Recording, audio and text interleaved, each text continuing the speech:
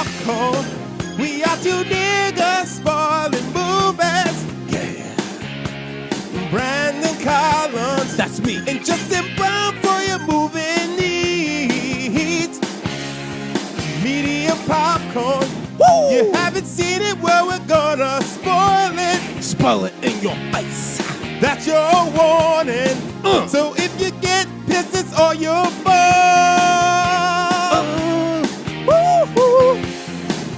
What is up, little biscuits and sun-dried tomatoes? It's your boy, Eddie Collins. Guys, this is Justin Brown. And we are Medium Popcorn spoiling movies. But you already knew that because you heard Justin's sultry voice and my crazy ad-libs. And, you know, it's getting crazy out here. But we have a very, very special guest. I met this person recently at the Afro and Latino Short Film Festival in Manhattan. Jamel Lewis, how the hell are you? I'm good. Thank you. Thank you for having me. Very lovely to be here with everyone from you, Brandon, Justin, and Lluvia. Of course. And you got your little game chair. You got a professional mic. You got a whole setup. Do you do voiceover? Oh, you noticed. I didn't think it'd be that apparent. Yeah, man. Everybody, any person that has like a good monitor or like a game controller knows that kind of seat. Yeah. Yeah. COVID was very long, and so I was like, let me try my hand at streaming. Maybe that'd be great. And I did it for a while, and then everything just picked up again. And so I don't get to game as much as I used to, but I clearly held on to everything. Well, I mean, if you bought it, you ain't getting rid of it, you know? Yeah, why would you? That's a fact. Yeah, why would you? I mean, what was the big game that you played during the pandemic? That is, I played a couple of things. I tried my hand at Overwatch. I used to play that for a very long time. And games like Overwatch that are very popular, you kind of have to already have a following for people to kind of start joining your stream, or for like people to kind of like raid your streams with viewers. And just I wasn't. I thought you were about to say racism. Because you know people were doing that, just jumping on streams, just saying wild stuff. I was like, oh, like yes, that is so rampant. Unfortunately, it didn't fill my chat way too much. But so like Overwatch didn't work out, and then I found a game called Dead or Alive, and are you guys familiar? That's a zombie game, right? Or no? Is that not the zombie game I'm thinking about? Left 4 Dead. Oh, that's the one I'm thinking about. So Dead or Alive, that's I played that as game? well. But Dead or Alive is a fighting game. Oh, yes. I know what you're talking about. I know exactly what you're talking about. Yeah. And I thought it was so fun. I know real fighting game fans are not huge fans of it. But it was so niche and not a whole lot of people played it. So I got so many viewers when playing that game. I connect with that, man. Because back in the day, I used to play. Everyone was about Street Fighter and Mortal Kombat. I was all about Virtua Fighter, and no one ever talked about Virtua Fighter. I'm like, man, this game, it doesn't have a plot, but the characters I thought were cooler. Like I just enjoyed it a lot more. Yeah, I don't know what it was. I think I'm in the same boat. I thought the characters in Dead or Alive were so cool, and maybe that was because like Street Fighter had been around for so long. Like we've all known Street Fighter since we were children, right? And so I wasn't all that taken with it. And my best friend, he tried to have me play Street Fighter and stuff like that. And it was so hard. Like I didn't grow up as a gamer, but like the semicircle and everything was so difficult. And especially when you're playing against people that play it all the time. That's the thing. Like you get hustled like a pool hall playing games sometimes. Like facts. Like you get people get you in these endless combos, and before you know it, like the game has barely started and you've already lost. And like people have been playing this since day one, and I was like, no way. But Dead or Alive felt like I could play as a newbie and play as like an expert. So like I felt like there were a little more training wheels on that. So Dead or Alive, that was on 360, right?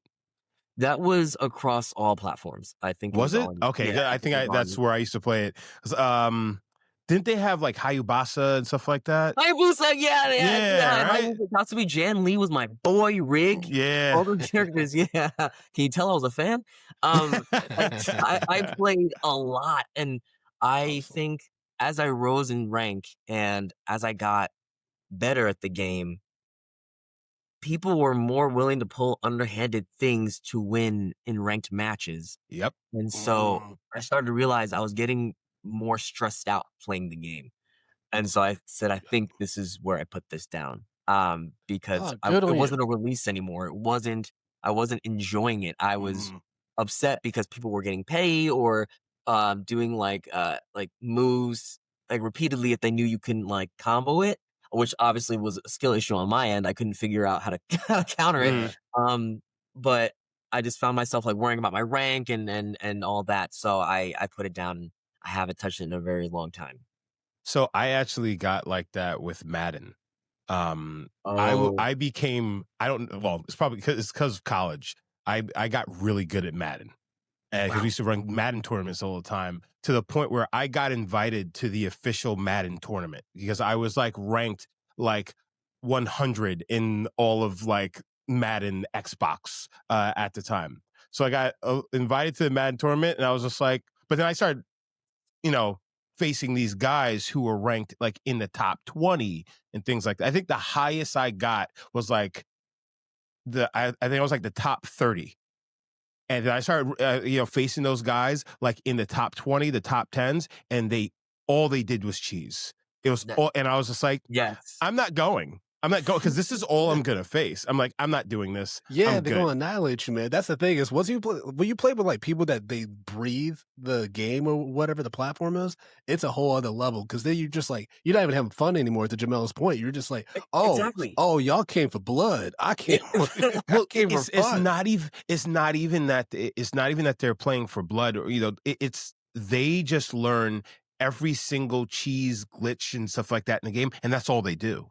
That's all Like, they do. they know how to win. They know how to play properly. They choose not to. And I think that's what bothered me the most, right? Like they learn the ins and outs of the game and they will do whatever it takes to win, even if it's underhanded. And I was like, that's not for me. Now, So hold on, real quick. Yeah. Like I knew that they were cheesing when like it seemed like people up front were playing normal.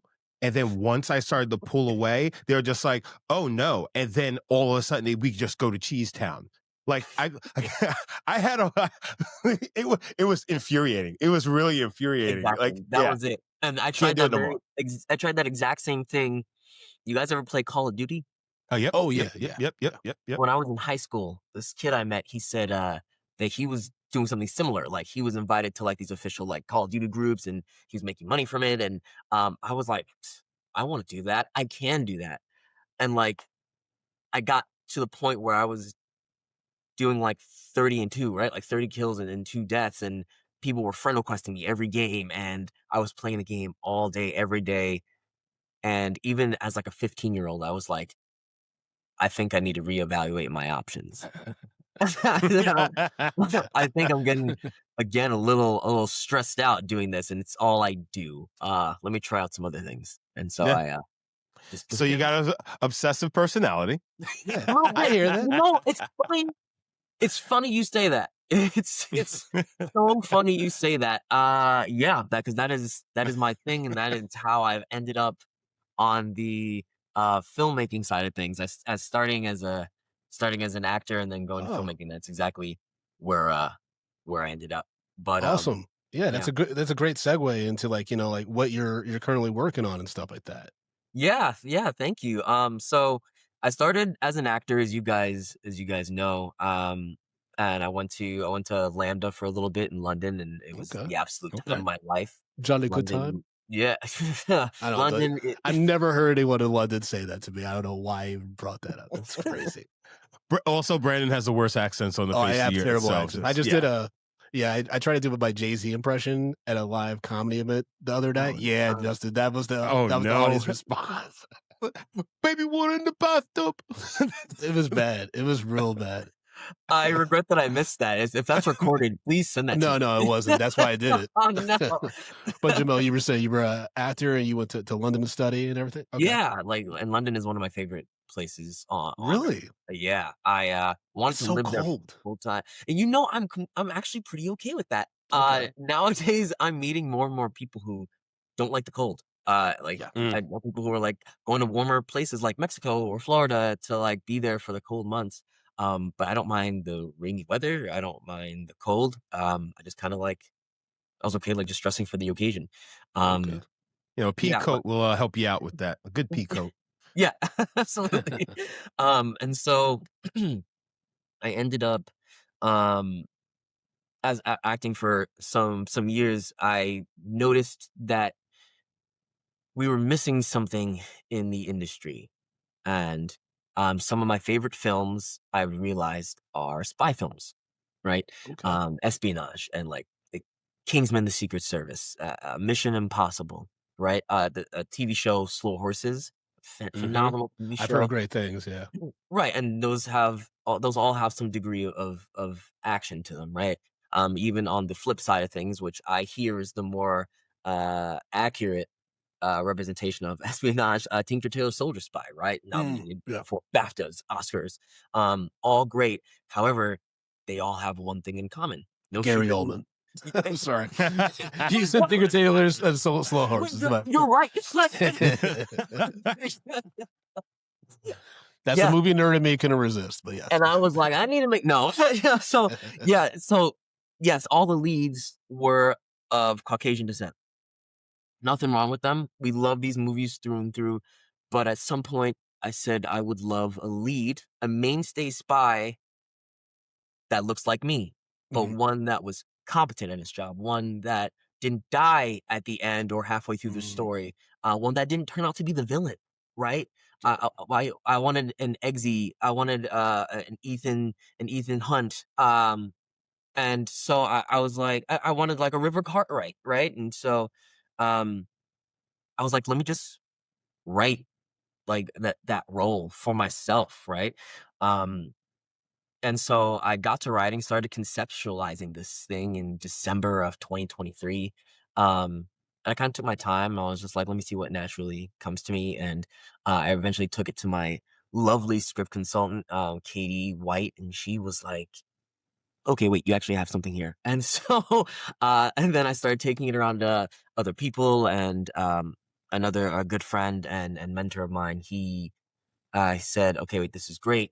If you want to take this from like an if it'll get made to a when, you should cast a known actor in the role." And it just so happened, I met Chukwudi Iwuji just a couple months before, um, Mm. and Chukwudi's name came up in the conversation, and so I gave Fantastic Chukwudi a actor. call. That like when I saw you were like he was involved in your proof of concept, I'm like, oh, that's Yeah, awesome because thank he's you. been killing it. Yep, I'm so killing it. glad that you see that as well. Like you've seen him in, in Guardians, in Peacemaker. Have you seen him Yes, in Day of the Jackal? I haven't. No. I don't. It's weird because that's on Peacock, right? It is. It is. Yeah. Yeah, like it's funny because Peacock, I just go to like the reality TV and like Law and Order. That's like my comfort blanket and stuff. I But can't. I'll check it out though because I've heard good things. Yeah, I can't blame you for that. But like, yeah, Day the Jackal is fantastic. Lashana Lynch and Eddie Redmayne are the leads, but Chakudi's in every episode. And I remember, of course, I have a little bit of a bias towards Chakudi right now, but I remember because I thought when I had first looked up the show, all the information wasn't out on IMDb yet, and so it said he was only in one episode, and I was like, oh my god, that sucks. And so on episode two, um, it's everything's happening, loving it. I am loving it, but I was like, you know what? I want to see more Chuck. And then boom, he walks in, and I said, oh, this is fantastic. He's in every episode. So, and he absolutely kills it. He kills everything he does. And when I went to go see him live in Cyrano de Bergerac at the Pasadena Playhouse in California, like rarely for a play is my jaw on the floor the entire time. Just his handle over the words, the fact that he was able to rapidly fire off classical text while doing fight choreography. I was like, oh no, this is our guy, absolutely. And so him and I got to chatting. We had coffee, and we talked about it, and he, from there the rest is history, right? Snowball effect, and Yeah. now we're fortunate to have a whole team behind us, that have so many people supporting us, and interested from the jump, interested in this idea, like our lovely stunt coordinator, um, and the other actors and actresses. Like, I think you might have seen like Keith David is part of this, Yep. and like Oh, let's he's a, go. he's a mentor of mine as well, and he's amazing at everything he does, an even better human being. Um, He doesn't and like portable chargers, though. I learned that the hard way when I was in grad school. I yeah, randomly met him at Radio Shack. I've said this story before on the podcast. You know, he's got that smooth, deep voice, right? Yes, he And he does. came in looking for a charger for his cell phone. At Radio Shack, they don't just have like a charger, like like you have to get like a universal plug that then you put onto another like cord that Yes. plugs into the wall, right? It has Yeah. to fit your phone. And so Yes. I walked him through the steps. I found the charger for his phone. I was like, you gotta take this tip and put it on this thing, and then you plug that in. And then Yeah. he looked at me, he was like, you really think I'm gonna do all that? And I was like, no, sir. No, sir. And then he left. That crap. I don't The know funny why. thing, I could see his face as he's saying it. You Literally, really think I'm gonna do all that? that's him. But you know what? All I will say is he has learned his lesson from that. Okay. I was hoping you were going to say like, yeah, like he has chargers with him all the time now. So He does. that's hilarious. He That's does. so funny. We were having dinner one day and he pulled out a portable charger. And so he had one. But yeah, with you're that being killing it. said, like Chukwudi and Keith, they brought this life and this gravitas to these roles that I hadn't even imagined when I was writing it, right? Because when I wrote it for myself. And obviously it would have been a younger spy who's probably just getting into the game, a little more cocky. But the way Chukwudi played, the way we talked about it when we brought him on board, he already had so many ideas for the character. And he was like, obviously I'm a little older than you. And he said, I really like the idea of this guy being older and aging, and everything doesn't feel as good as it used to. His knees hurt, right? And he wears soft-soled shoes, and so I don't know if you saw that in the proof of concept, but like he's not wearing these slick Oxfords. He's wearing something that feels fine when he walks, or he makes a hard landing, right? And so we had a great costume designer for it as well. Like we all worked together to develop this character down to his shoes, right? The accent, the shoes. And so that's just, again, how deep Chukwudi dove into this character. He was just so committed every step of the way. He was amazing. And just played a very different character in an even better way than I would have played. But you know what? Like, I can't imagine anyone else for this role. And so the proof of concept, like it, between the actors, the stunts, because we had a great stunt team, like Khalif, our stunt coordinator, he brought on his entire stunt team. And they just killed it. They just absolutely crushed it. Yeah, I love that. And the yeah. proof of concept is amazing, and I definitely am looking forward to seeing where it goes from there.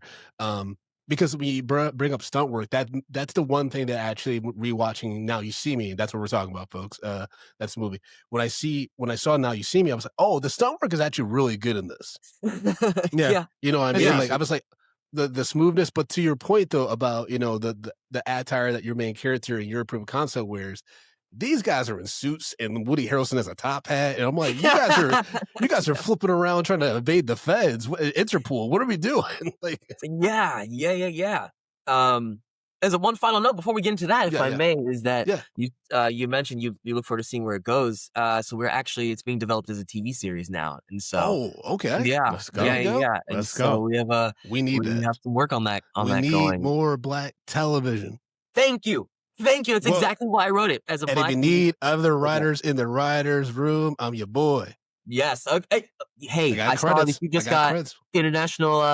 What was that? The International Screenwriters Association, Development Slate, baby. Yeah. Association. Congratulations. That is so awesome. Thank you. And if you need somebody to take a punch, I'm here. This face you're takes a guy? punches. Okay. I got you. Let me also just say, like, I love the fact that, on this podcast, we're hearing about Black collaboration. You know what I'm saying? Yes. I think for the most part, we always hear about how we can't get it together and how we're so divided. But you're showing that, Black artists are collaborating together and making something happen. And like, that's beautiful. And like, that's everything that I want to see in the business right now and just in the future. We need more of that. We need people like, riding for each other. Like, yeah. So kudos to you. Kudos to the whole fucking team, because that's what we want.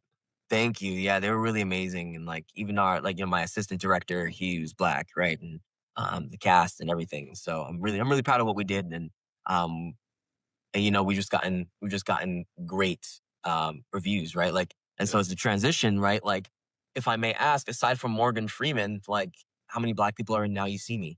You know, Yeah, again, exactly. Morgan Freeman. I mean, to be fair, Morgan Freeman is one of the blackest people you could get from Hollywood. But the thing is, I mean, but to that point though, I was oh, actually and the that was one poor of my black notes. woman that stood up in the crowd. Well, yeah, who had the least money in the entire room, and that's Yep. what really gets me Yep. going. Yep. Like, she didn't have to. She did not have to have that little money in her She's like, account. how much compared to do you everyone have else. in your account? $5 and a nickel. Like what? Why do you have to say it like that? Like, what's going and it's on? like, and and mean- it broke my heart, especially where I am in my life right now. The way she kind of looked down and said, "Yeah, that's what I got." It's like I know, but you know, again, And they only gave her $70,000. Well- They gave somebody else $200,000. no, that's the crazy. I'm sorry, so sorry. I get so passionate about this. Right, she had the least to start and had the least to end up with. You know what I mean? And so that's what I'm talking about. society. Right, and does it reflect society? Yes, but that's why we do what we do. That's why I wrote my project, right? Is to change the status quo. Like, it doesn't have to be stereotypical, right? Like your black lead or your black characters can be better off than how society typically perceives them. You know? Mhm. What's wild is one of the writers of this script. He's an Israeli American filmmaker named Boz Yakin, but he directed Remember the Titans, so he knows black actors. He knows the black actor in Denzel. Like we Mhm. couldn't switch it up a little bit, like because that's the one big note I have for the movie is like, yeah, this is a fun movie, like for the most part, but Is you it? could. Well, that's the thing. Well, I thought it was fun. I think it drags randomly for no reason yeah. because of I think Melanie Laurent wasn't well served here. I think this is back when after she did Inglourious Basterds, and they were putting her in everything, and like they just couldn't find the right role after Inglourious Basterds that was a good fit for her. Fair. But like I was like, there could be 4 black horsemen, magicians that are doing this shit. We would Why get, not? they Why would put not? us in jail real quick. I mean, that's the thing. Yeah. It could be a fun, like, you could do a fun set piece with that. But, I think that the one thing that was just driving me crazy is like, okay, you're in New York, you're in London, you're global, and there's very few people of color around you, except Morgan Freeman who keeps popping up. I was And he just ends like, up in jail. And he at the goes end in of the jail. movie. He Exactly. does end up Thank in you. jail. He He goes at to the end of the jail. movie. and Mark Ruffalo's like, I want you And surrounded he by didn't do 4 nothing. walls. Yeah, like, and to your point, like, one of the writers, like Ed Solomon, I think he also wrote like for Men in Black as well. And so, again, like the status quo could have easily been changed. Well, Also, remember, Men in Black was going to be a white guy. yeah, and True. then Will Smith came into Yeah, the he came picture, in, yeah. right? And so, to play the devil's advocate as to why none of the leads were black, are we in agreement that Now You See Me is like the love child of The Prestige and Catch Me If You Can, dialed up to an 11? Oh, those are good comps. Those are really good comps. I Right? mean, for me, like Prestige, like regardless of Nolan's filmography, I think it's one of his most underrated films. I think it's because it's so dark, actually, like compared to what Yeah. he usually does. Like, Oh, like the sure. ending is like really haunting and that's a great Hugh Jackman performance, by the way. Yeah, I was pleasantly surprised. I don't think I realized that Christopher Nolan had directed it until Yeah. the very end, and his name popped up on the screen. But like you said, it's really dark. It doesn't end on a very hopeful note. Um, but I think it ties all the loose ends up really well. But like there are a lot of striking similarities. Yeah. Like the FBI agent chasing that wasn't Catch Me If You Can, like the FBI agent chasing the perp, right? But Yeah. from The Prestige, like the 2 magicians who are not on the greatest of terms, right? Even though Morgan Freeman was like a magician, but he was like kind of ousting other magicians. Yeah. And then Mark Ruffalo, Dylan Rhodes, who was formerly Dylan Shrike, right? By the end, he gets him at the end. Yeah. I like the plot twist with Mark Ruffalo, but the Yeah. only thing is I was like, how did he have the bandwidth to do all this? You know what I mean? Like he is a full-time FBI agent with like an Interpol partner, and he is somehow orchestrating all of this. Like there had to be more of one of him. Like I thought that was going to be the twist on top of the twist. It's like there's 2 of them because there was just no way logistically he could have done what he did. That would have been pretty cool. I also think like the synopsis like defines him and Alma, the Interpol agent, as the leads. But it definitely, and correct me if I'm wrong, it definitely felt like the Four Horsemen, especially Jesse Eisenberg's character Daniel, were more the leads, right? Yeah, we Yeah, opened on yeah. Daniel, and I think we Exactly. close on Daniel. Like, yeah, he's our Yeah. lead. Exactly. So I feel like if maybe, because again, like it felt like the big twist should have been a bigger plot point. Mm. And so I feel like if we had spent more time with Dylan, Mark Ruffalo's character, then I think maybe an interesting plot like that could have been brought up. Like, because again, like he had a lot of plates spinning in the air, right? Like trying to lead the horsemen with these the stick to the plan, right? These plans to get to the eye, how to get the eye, and keeping like stringing Alma along, and then also like his revenge story. That's a good point. That's a huge bandwidth. There's a lot going on, and then on top of that, like I actually really like Dave Franco in this movie. I thought it was like a good breakout role for him, like compared to he finally got out of his brother's shadow a little bit with this one because like it's not a comedy, right? So he's like kind of like the Matt Damon Ocean's 11 to this team in this movie, right? He's like the youngin that's like got his own skill set, and that fight scene between him and Ruffalo's character, though, I'm like, there's a scenario where he kills Ruffalo. You know what I mean? Well, yeah. And like he's the guy who's getting like who is behind everything. I'm like, oh, so you could have actually taken out the dude that you're trying to impress to get into the eye. Like, what's So also, all right, I got to get this out of the way. Jesse Eisenberg, Dave Franco, switch roles. Absolutely not. Jesse Eisenberg should not have been the main guy. I thought he was this. fine. I don't think so. I'm not impressed with Jesse Eisenberg. I've never been impressed with him in anything he's done. Even Social Network? Anything like not even the Social Network? No, wasn't. Well, Justin's a horror critic. He's notoriously a horror critic. Okay. Yeah, I mean, well, it's also just the fact is like Jesse Eisenberg's shtick was just doesn't speak to me. That was like it's like I'm the smartest guy in the room. Da da da da da da. Like I just hate that. But I know that's the writing for the most part. But it's like that is almost kind of his thing, right? Yeah. Like between the three movies, for instance, like Now You See Me, The Social Network, Smartest Guy in the Room, and then Superman. And then like as Lex Luthor, right? Zombieland. Yeah, I mean it works sometimes, and then sometimes it's a misfire. Like I thought he was really getting a real pain, but to that point, like he and Kieran Culkin were kind of doing their thing. I mean, it wasn't like anything greatly different from what they've already displayed before. Right. So, but this is the thing is also they kind of played Jesse Eisenberg as like he's fucking the Ryan Gosling of fucking of magic. He's a magician. No. Dude, I've seen guys get girls from doing way less impressive stuff. So here's the thing. I've seen dudes get laid just from doing a good karaoke song. You know what I mean? Hold on. Who's the there's a famous fucking magician. Chris Angel? Chris Angel. Just put it in the chat. Yeah. Yeah. So I was in the Hamptons and Chris Angel popped up and tried to riz these girls that I was with. Chris Angel doing magic in the Hamptons. He failed so miserably. And I was there. I saw it. So you have experience. Yeah. It does not work. Sometimes you just have a bad day. You know what I mean? Like No. The face of a card on the side of a building. I understand that, but they ain't going home with him. They ain't going home. Sometimes you don't have to go home. You just got to find a room. You know what I mean? Damn. You don't got to go home. Sometimes that could be too far. You don't want to ruin the There's moment. alleys everywhere in New York. Jesus Christ, Brandon. Alleys. Jeez. That's what crazy. You just said. Absolutely crazy thing to say. Yeah, Justin just said say. But Lluvia's co-signing, she would not be impressed by magic. So, with that being said, maybe Jesse Eisenberg like being the hot guy who can get somebody with magic might not be all that plausible. Yeah, so it's like Dave Franco's right there.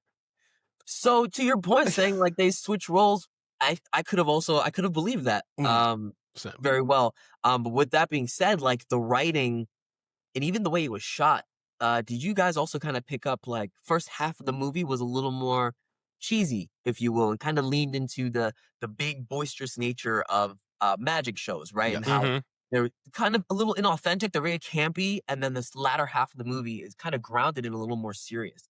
Yeah, there's some interesting tonal shifts that I don't think quite gelled, but like the middle act it dragged, especially when the Yes. investigation and stuff like that. Like I was kind of like, all right, where are we going with this? I thought Isla Fisher was incredibly underused, but when I looked up Lluvia, our producer's trivia, turned out that role was actually for a man. So like they revised it, and then I think they were just like, oh, we have to, like figure out something. I think it was a good choice to add a female character in that, but I wish they had given her some more agency and more to do. Because I love Isla Fisher. I think she's hilarious. I think she's an incredibly talented actress. She is beautiful. But Justin and I also like, full disclosure, we have a huge thing for redheads. So we're like, it's just a bias that we have. Not necessarily, but I mean, I like redheads too. God, don't do this. That's Brandon's thing, but okay. Don't just lump me in. Don't act like you both don't of look us at do. pictures of Poison Ivy every Saturday morning. I don't. Like you used to a Batman animated series. I know what you used to do, Justin. We talked about it offline. All right. Okay. It's not more on me, Lluvia. Don't be doing this. We have guests right now. Calling you out. I know. Yeah. Nobody is standing with you on that one. Jamel, would you believe I pay these people to be my friends? This is crazy. This is how they treat me. And it brings a great chemistry to the room. It's great. What do we think of Woody Harrelson in this movie? Because for me, I've been like, I could give or take him. Like I could have done without him, but like I thought he was just fine. What do y'all think? I'll let Justin go first. I don't. I it's kind of the same thing as Isla Fisher. Like I don't feel like he did much in his role. You know what I'm saying? He Like had some quips, but that was yeah. Yeah, and it's also just like he's kind of hitting on her, and it's like it kind of doesn't go anywhere. He has, he's not really cool with Jesse Isaac. Like, well, they immediately butt heads, but then it's just like that's kind of gone. You know what I'm saying? So it's like things that were kind of set up, there was no payoff in anything. It never came back. So like again, but it's just the writing in that sense. I'm a little biased. Before I get into that, I ended up watching the extended version. Did you guys see that one? There's an extended version? There's an extended version. It even has an after credit scene where they're like in this warehouse. I have no idea what's going on. They're in this warehouse and they're like, oh, do you bring the card? Who's supposed to have the card? And they all look at like Woody Harrelson's character, Merritt, and he just goes, oh, well. And then it ends. Again, like there's like no real like payoff, but like that's so weird. Yeah, that's what he does. Yeah. With that being said, I have a huge Woody Harrelson bias. I like him a lot as an actor. Because I think he just brings his authentic self to every role, and I believe everything he does, like from this role, like even though everything he did, most of what he did. Because like you had the show where they took the money of their sponsor, and then he hypnotized the Vegas show, the guy at the Vegas show as well. But like most of the hypnotizing happened like off screen, and so like that's why it felt like he didn't really do much. I think, and so but whereas like for instance where they slipped the tracker into the pocket of Dylan, and he finds out he's tracking himself. That's something I would have loved to happen off screen, because it would have been a nice reveal if we find out he's tracking himself instead of this chase scene for 3 minutes and we already know, right? Like, so we like knew that was coming. And so it was like, what's the point, But with that being said, I love Woody Harrelson, especially in like The Hunger Games, loved him in that. And I'm reading the most recent book as well, which is about Haymitch, right? And so I just keep thinking of Woody Harrelson, but I think he's overall great. And so while his character may not have was underused in this film, I enjoyed seeing him there. For me, he was one of the standouts. Okay, interesting. I really liked him. I liked him as a character. Could he have done more? 100%. Or should I say, could he have been given more? I would have absolutely. Yeah, far more. I would have loved him to be more utilized. But even but at the same time, if you really think about it, the Four Horsemen were not very much utilized as characters in this film. Because, it was more of Mark Ruffalo's, show here. We spent most of our time on him trying to investigate. Then we had the big overalls, like, all right, how are we going to catch him doing this? Like, we didn't dive deeper into those characters. I wonder if that was a change from like maybe like focus groups, like test screenings and stuff like that. You know what I mean? Because like I said, like you usually open with your main character and then you wrap up with them. And so for that to be Jesse Eisenberg, you would think, okay, we're following at least him. But to your point, Justin, we actually do learn more about Mark Ruffalo and even Maria Melanie Laurent's character, Alma, more than we do about the Four Horsemen. I think in the sequel we learn a little bit more about them, but that's we'll get to that when we get to it. I do think about the Woody Harrelson. Oh, sorry. No. And to your point, it's just like we learn about them through exposition from Mark Ruffalo's character. Yeah. It's like, which makes sense because he's the one that orchestrated all this shit. So he's like, let me break it down. These people I'm manipulating. Again, how does he have the bandwidth? How does he even have the mental bandwidth to like keep track of all these different people and what they're supposed to be? Like the chase scene with Dave Franco to you'd be saying magic. You would beat me to it. I was gonna say magic. The whole chase scene to the car to like him can be like, how would he know that he's able to steal that car? So then they had another duplicate car ready to go for that car crash on the bridge. Like the coordination. He wrote the plans, maybe. He wrote but the plans. Luck that would have had to happen is so insane. It's like we've seen another movie where we were like, the things that would have had to work that you can't even control for this heist to go off is like, Mark Ruffalo had to have plans on plans on plans. Yeah. And Dave Franco's character is fucking Jason Bourne. Like he was beating up FBI agents. He tied up people and stuff. I'm like, oh, you going to jail? You get oh yeah. Yeah, they're gonna meet you by the docks. Oh, there's a reason you have to fake your death. They will never stop hunting you. It's over. Yeah, I think I would have also liked to see a little more. Do you remember in the interrogation rooms where Mark Ruffalo's character like stands up and reaches for Jesse Eisenberg's character, Daniel, and he like flicks the handcuffs onto his wrist. I think I would like to see a little more like stuff like that. That was really cool, and I like that too. I would be okay with an argument saying that was like one of the cooler aspects and the more action-packed, if you will, aspects of it. Because like that was a trick that they never, correct me if I'm wrong, never really explained how that happened, right, or how that worked. Yeah. Go ahead. Yeah, well, that's what I was going to say. The Dave Franco, I keep going back to the Dave Franco fight scene with Mark Ruffalo because to me it was most entertaining action sequence, I think, in the whole movie because it leads to the chase scene and the car and stuff. But like, James Franco goes behind a curtain and then like disappears and then he's like flipping on a bar over Mark Ruffalo and he's throwing cards at him like he's fucking Gambit. I was like, this is cool, but this is nonsensical. I'm sorry, not Dave. Dave Franco is Nightcrawler in this film. just gives you them different superhero names. No, but he it's like Nightcrawler in the fucking Oval Office when he tried to kill the president. He's poof, poof, kick this motherfucker. Poof, I'm up here. Poof. I'm like, what? Which, quick aside, real quick. Alan Cummings is returning as Nightcrawler in Avengers Doomsday. Yes, he is. The only reason you do that is if you have planned a scene that's going to top that, which I am like, I'm down for that. I don't know.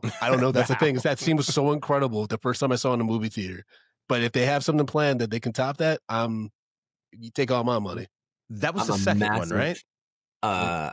What? That was the second X-Men. When he came in, What were we gonna say? I'm a huge Marvel buff. Comics, movies. You get me started. I will not stop. But all I will say is in the Russo brothers we trust.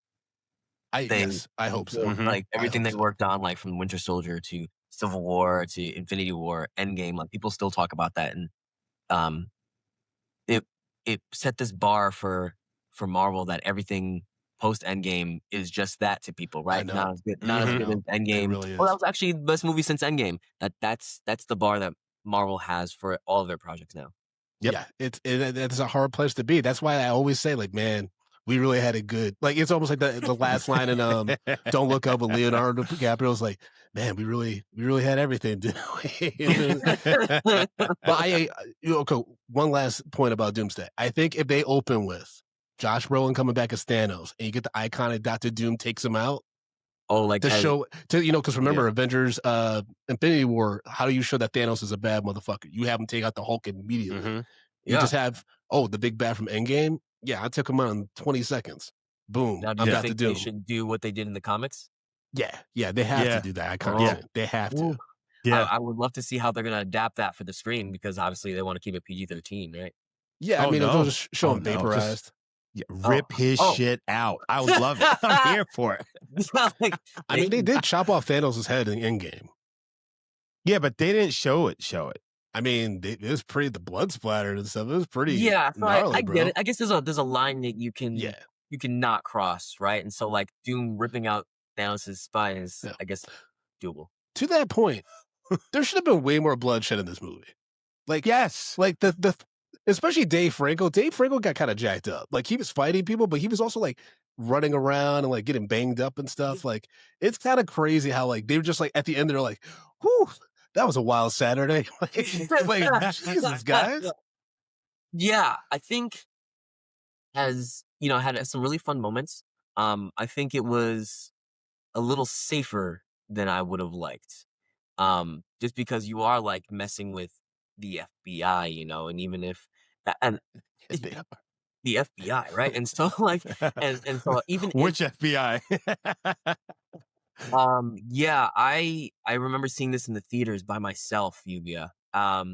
I that was around the time I was just taking myself to see everything, and I saw Now You See Me for the first time in theaters as a kid. When did it come out? Like 2013. 2013. Yeah.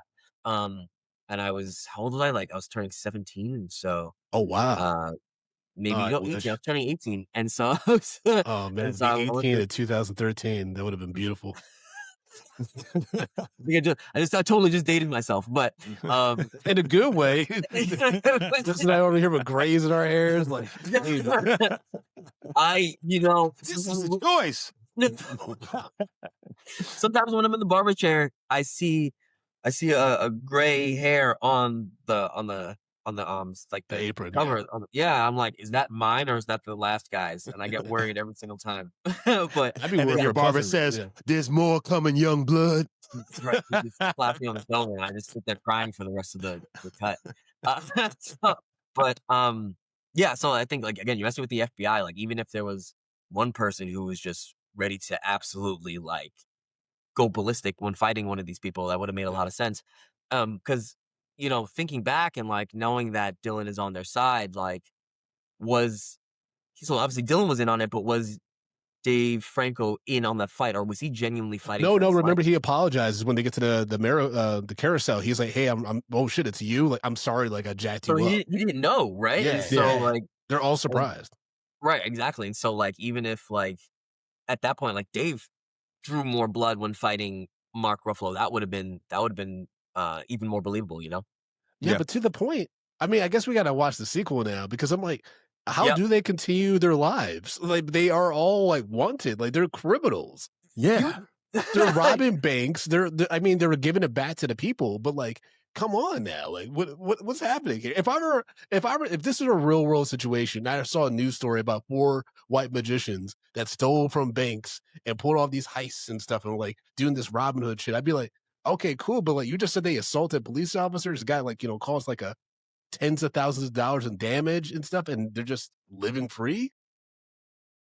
That's a really good point What are we because all the doing? money they like. Well, that's the thing. Like the Robin Hood stuff. Can we talk about that for a second? Because they had that whole elaborate plan, like the mirror room and everything, Yeah. to steal that vault.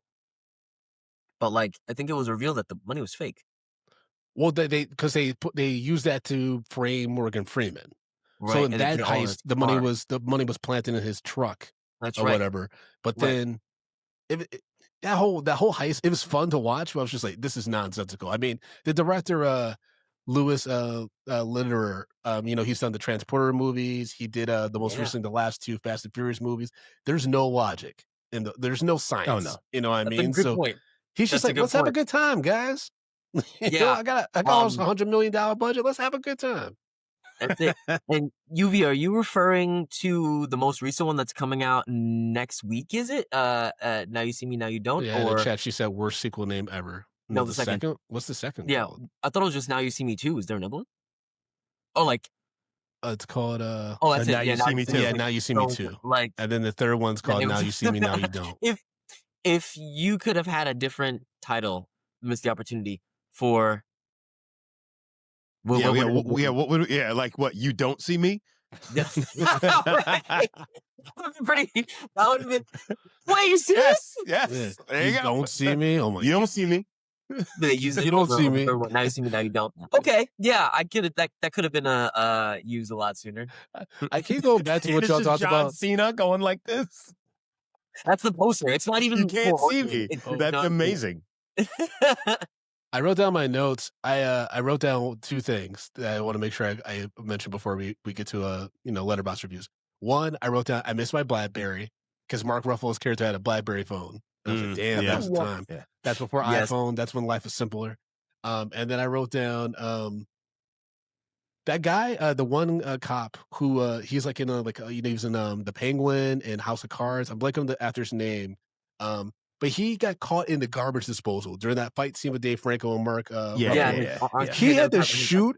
He had to shoot bullets into the garbage disposal to get free. I was like, "That's a thing." Like, No. He pulled it out. no, he shot a bullet. gun. He shot a bullet into the garbage He disposal. and shot got a him bullet free. to stop it. Wait. Oh, okay. Yeah. Hold on a second. Yeah, he like I moved thought- and got his gun and shot into the garbage disposal. How would he be? Okay. That's just that's crazy. why I wrote down. I was like, what? I must have just glossed over that because I thought it's just like he had to like put extra all his strength to pull out, which then kind of jammed it up. No. Oh, that's He wild. shot a gun into it, which was which is very in the vein of like, again, they're fun movies. They have a great following, like Fast and the Furious movies and stuff. Like some interesting things happen, like Dominic Toretto picking up a car with one arm. Yep. God, Yeah. yeah, Don't get me started.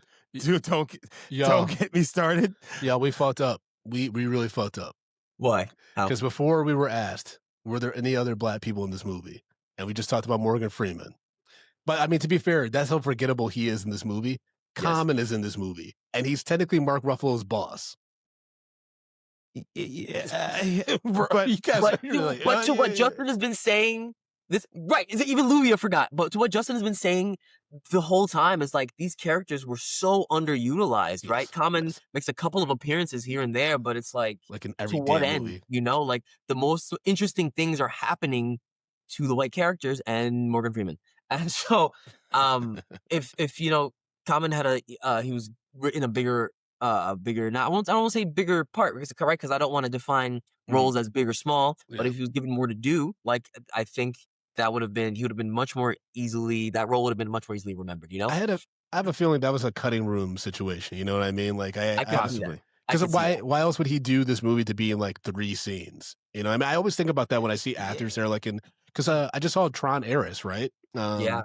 And Dominic, Cameron Monaghan from like Shameless and the Star Wars game and like Gotham. He was in it, like he's credited in it.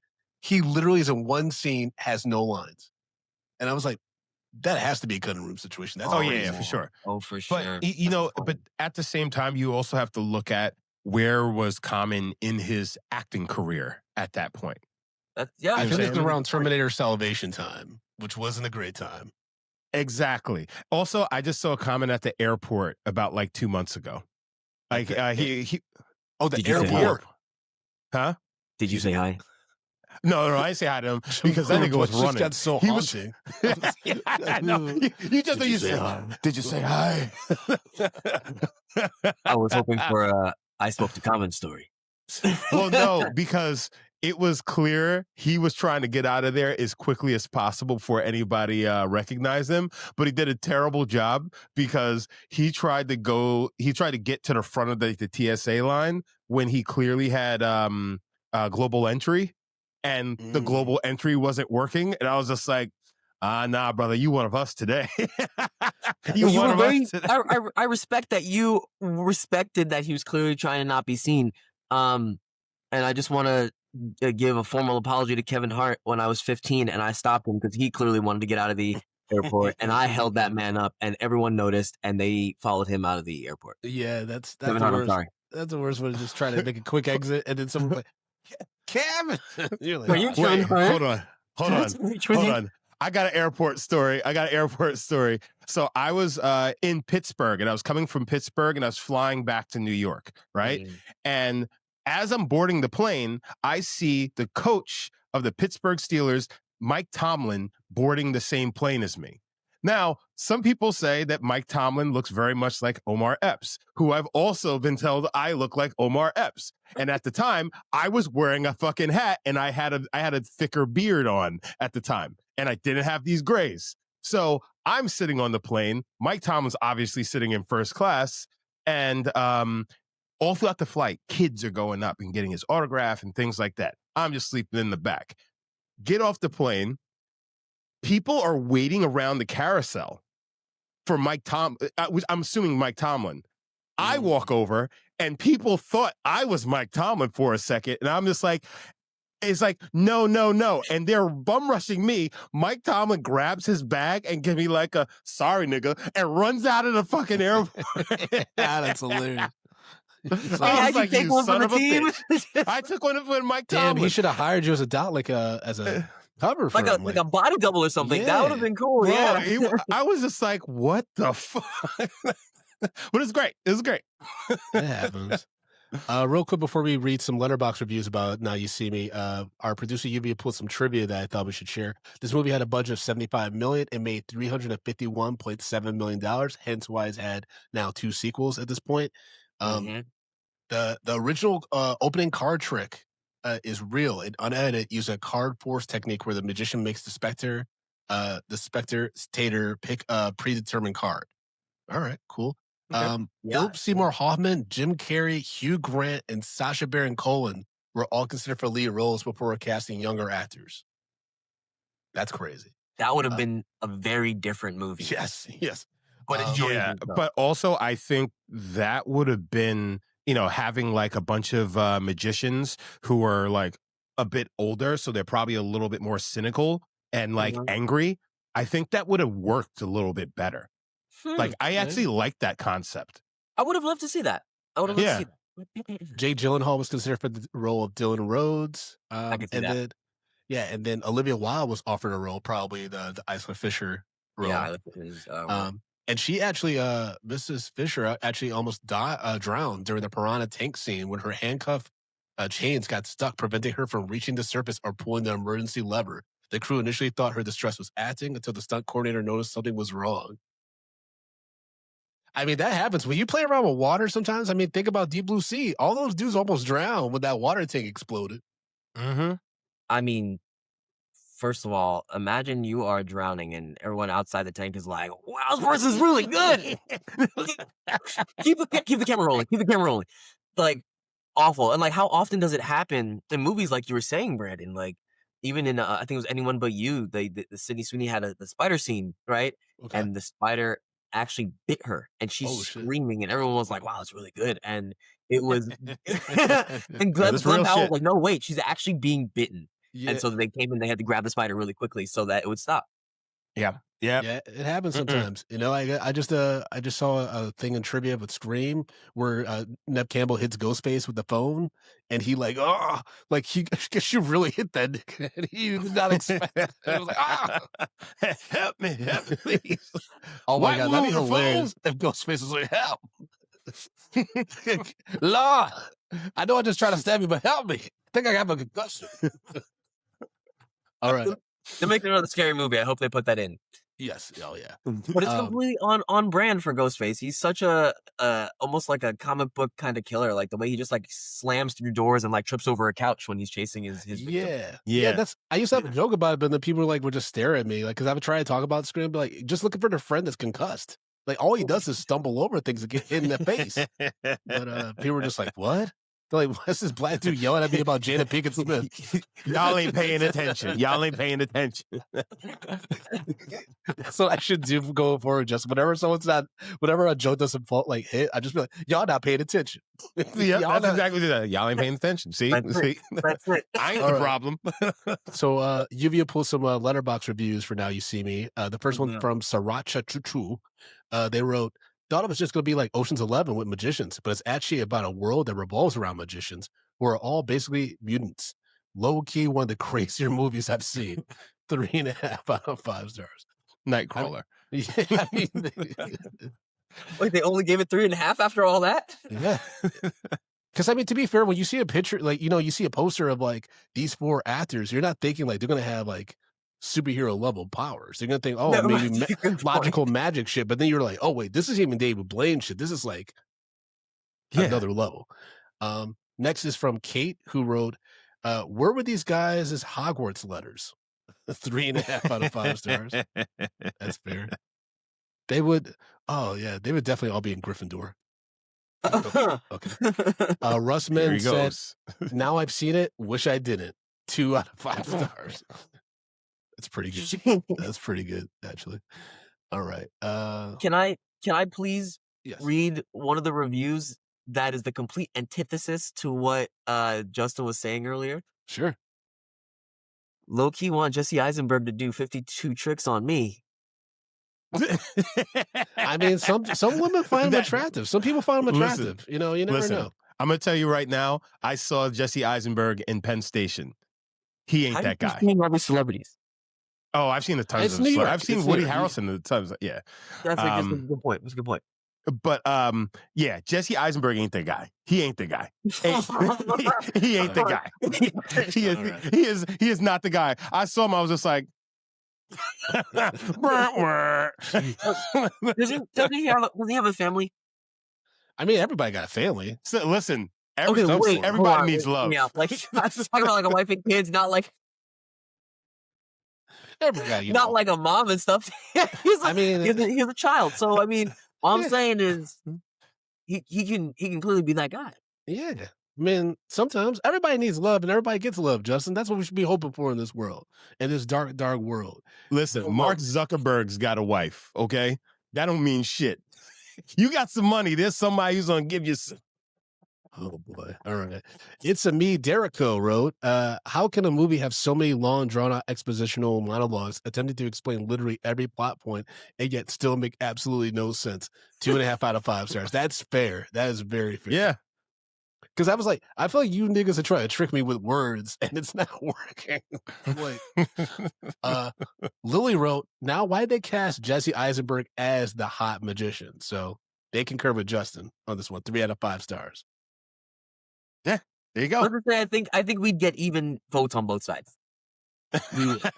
And then last but not least, Brianna wrote, the greatest magic trick pool was all these actors saying yes to being in this movie. Damn. All right. Jesus. Oh my God. Damn. Justin, haven't said that. Justin, bring down our rating system, baby. What was the stars that they gave it? They gave it no stars. Oh, yeah. Yikes. No stars. Yikes. Yeah. Yikes. Yeah. Yikes. Okay, sorry I interrupted the No worries. No. Yeah, Justin, so break down our rating system, baby. Stop calling me baby, Brandon. You so how we do this? We're not in the same room. You can't make me do anything. Well, we'll see. We'll see when I nightcrawler through your fucking window and kick you into a wall. If you had nightcrawler powers, you would not be doing a podcast with me. You'd be robbing banks right now. I mean, you are probably correct. I am not saving niggas. I am saving my bank account. I'm not going into foreclosure. This is why humanity doesn't have superpowers. Yeah, it'd be a problem. Yeah, that's the only thing I don't like about The Boys. Is like, you know, all these people with superhero powers would be using for crimes. Like, let's just be real. But and that's the theme of it, right? Like the superheroes aren't on these pedestals that we put them on. They aren't these shimmering, glowing beacons of hope. Yep. Yeah, they're shitty people who have a leg up over everyone else. Justin, tell us how we rate these movies, baby. Stop calling me baby, Brandon. It's the third time you tried it. All right, so you know how we do this. We rate movies bags of popcorn, small, medium, large, and the XL for the exceptional. If a film doesn't deserve any hot, buttery, delicious popcorn, we throw it into the stale popcorn pile. We pile piles and piles of stale popcorn on top of it. So, Mr. Lewis, what say you, sir? Oh, damn, putting me on the spot. I go first. I would give it a medium. Okay. Medium. Okay. Mm-hmm. All right. Brandon? You know what? I'm going to give it a medium too. It drags a lot in the middle act, but I will say, like, there's some sequences where I'm like, that's fun. That's like a fun movie scene. Like, I would probably rewatch that on YouTube or something like that. You know what I mean? Yeah. And it's an attractive cast. It's not like terrible. Like, they're not terrible to look at, but like, you know, and it's, you know, they got good actors. Michael Caine's in this movie. We haven't even talked about that. Like, it's not like they had stacked cast, right? Yeah, it's not like they had like. Why did we do magic, Mr. Wine? Oh my God, his face when like, you know, like it's gonna reveal that he's getting outed with his company and like their nefarious deeds. That reminded me of when Denzel in a flight when Don Cheadle was like, so here are the toxology reports that show that you were out like drunk on the plane, and he's just like, just like he was drinking the shit out of that water. Oh, then he asked for a cinnamon bun. He's like, I'll take one of those. I need I'm gonna get one of them cinnamon buns, okay? Justin, what's your rating? Yeah, so I'm gonna be the guy, and I'm gonna give this a small. I think that they could have done a better job at building these characters to make them, just give them more to do. Our magicians, meaning, and because we were getting more of Mark Ruffalo's characters, stuff like that. It's like I think they needed to flip it a little bit to give them a little bit more, which I think would have kept the viewers. It would have quelled the lulls in the film. How did you guys feel, if I may, about his last line? What I didn't anticipate was you. To Alma at the end. I hated that whole storyline. I thought it was corny. I was like, that's where we were going this whole time. Like, Mark Ruffalo is not a romantic lead guy. Like, it's such a weird thing that they tried to do in the early 2000s where he did all these romantic comedies, like 13 Going on 30 and stuff. It just doesn't work for me. And he actually admitted that in an interview not too long ago. He was like, I went from being a leading man to a character actor. But he laughed about it. But, like, it's true. Yeah.